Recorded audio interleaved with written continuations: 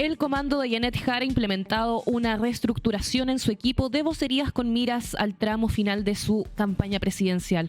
Salen figuras visibles como Laura Albornoz, Gael Yeomans y Tomás Hirsch, quienes van a seguir colaborando desde otras funciones dentro del equipo.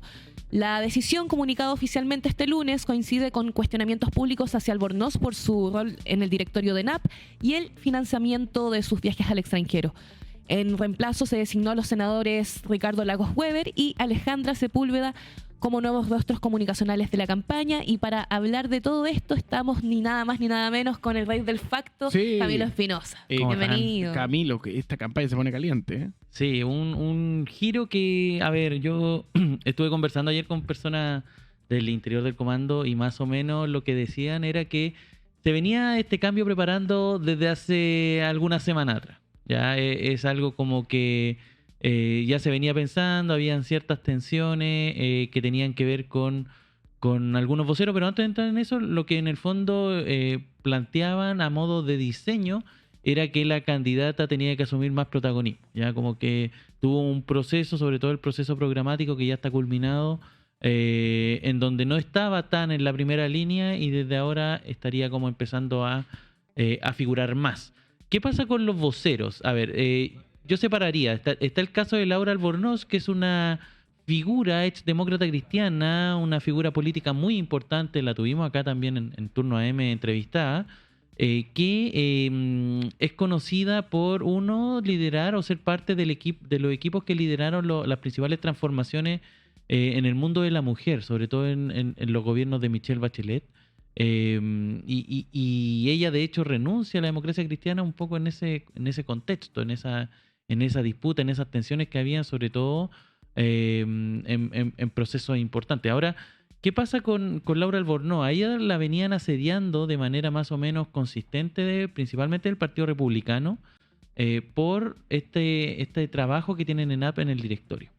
Eso obviamente generó cierta tensión, incomodidad, pero sobre todo porque ella cada vez que salía a la luz pública al mismo tiempo que ella salía a la luz pública defendiendo la postura de Janet Jara en un montón de materias, aparecía el Partido Republicano con alguna frase, con alguna moción. Por ejemplo, lo último que hicieron fue presentar un oficio en Contraloría para que Laura Albornoz explicara unos viajes que realizó fuera del país, a distintos países, claro, por Marruecos, Nueva York, Paraguay y España.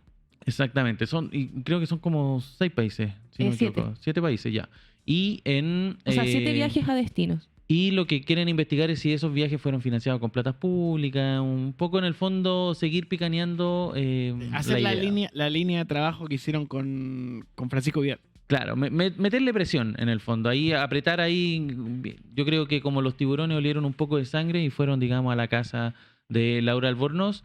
Laura Albornoz se defendía porque hay algo que igual hay que explicar bien. Si, por ejemplo, uno es alcalde y está apoyando una candidatura determinada, el alcalde puede hacerlo, pero fuera del horario laboral, digamos. Entonces, ¿qué pasa? En general, nosotros vemos a los alcaldes trabajando los fines de semana por las campañas, repartiendo volantes, en fin, y los días de semana se dedican a lo que hacen, ser alcalde.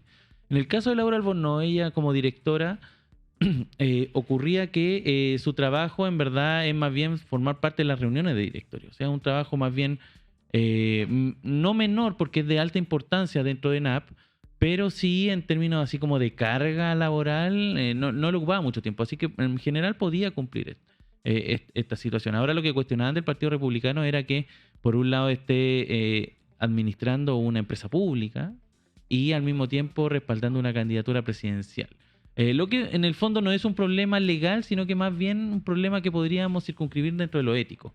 Y eso incomodaba, eso generaba como complicaciones y era muy difícil salir a explicar cómo una persona que está en la dirección de una empresa estatal estaba al mismo tiempo respaldando una candidatura. Eso era como lo complicado. Claro, y desde el comando de Janet Jara decían que esto tenía una intencionalidad política. Lógicamente, ¿no? Si no había otra intencionalidad. Ahora, lo que hacen con Laura Albornoz no es que ella se va del comando, sino que simplemente deja el rol de vocería, que en el fondo eso es lo que ocurre finalmente. Hay una concatenación de intereses, finalmente se termina reordenando todo para que finalmente sea la candidata la que asuma las principales vocerías de aquí en adelante. Pensando que también el viernes parte la franja. Entonces, en verdad, en este último mes que queda, va a ser la candidata. Ahora, ¿qué pasa con los otros dos? Y ahí es una discusión, no sé si más interesante, pero al menos que habla un poquito más del comidillo político que ocurre al interior de los partidos. ¿Por qué? Porque en el fondo son Gael Diego Mans y Tomás Hirsch, y lo que estaban reclamando, sobre todo sus compañeros de lista en sus respectivos distritos, porque ambos son diputados que van a la reelección, es que están teniendo mayor figuración por justamente ser los voceros de Yanel Jara y están, entonces, por ejemplo, las personas que están en el distrito 11, que compiten con Hirsch, pensemos en Isidora Alcalde, del Frente Amplio, Constanza Chonjat, en fin, les complicaba que en el fondo el vocero sea Tomás Hirsch porque iba a tener como mayores apariciones en los medios, en fin, y lo mismo ocurría en el distrito 13, que es donde está Gael Diomas. Entonces, en el fondo también ahí para apaciguar ciertos ánimos, se pusieron como paño frío y se decidió, digamos, congelar esas vocerías. Ahora, el caso de Hirsch está un poquito más tenso. ¿Por qué? Porque él salió ayer en el Congreso a hablar de esto. Y en el fondo le echó la culpa a la presidenta del Frente Amplio, a Constanza Martínez. Dijo que ella había como movido los hilos para que finalmente saliera su vocería. ¿Por qué? Porque, claro, sus competidoras principales en el Distrito 11 son del Frente Amplio. Y además, también lo que se dice ahí es que el argumento principal era que el Acción Humanista, que es donde pertenece Tomás Hirsch, era de estos partidos que desoyeron el llamado a la unidad total y se fueron con la Federación Regionalista Verde Social a armar una lista paralela. Y eso también está complicado, digamos, en términos generales. Oye, ahora, en esta dinámica de recta final, lo que vamos a ver es más presente a la candidata Jara, entonces. Sí, de hecho, no han salido propiamente tal, pero al parecer, así como imágenes que nosotros podamos, como el adelanto que lanzó ayer Evelyn Matei, como imágenes de la franja en el caso de Yanel Jara, pero lo que se presume es que ella sí va a tener mucho protagonismo, se va a aparecer harto en la franja. Ya no va a estar como disfrazada ni nada por el estilo, o van a aparecer otras personas como en su lugar. Ella sería como la protagonista de su franja, ella, su historia y las propuestas que está realizando. ¿Qué podría significar esta nueva dupla vocera, Camilo? Lagos Weber y Sepúlveda. Es que no es nueva propiamente tal. Ellos ya estaban. Simplemente quedan como los principales voceros. Ellos estaban haciendo vocerías y esta es la situación que en el fondo generaba complicaciones. Ellos hacían vocerías, pongámosle 1 o 2 veces a la semana, presentando algunas propuestas.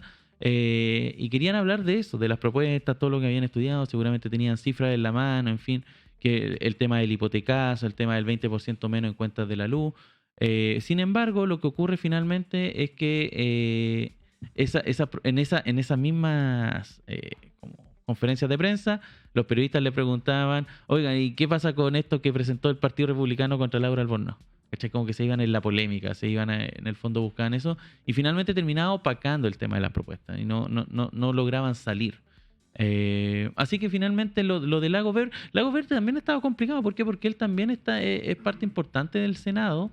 Él tiene que estar yendo a Valparaíso, volviendo. Entonces, en verdad, su accionar no es tan presente y yo veo difícil que sea tan presente de aquí en adelante, salvo en las llamadas semanas distritales donde puede haber un mayor despliegue en terreno, en fin, pero es difícil. Vamos a seguir viendo lo que va a pasar en esa campaña. Puesto número 2.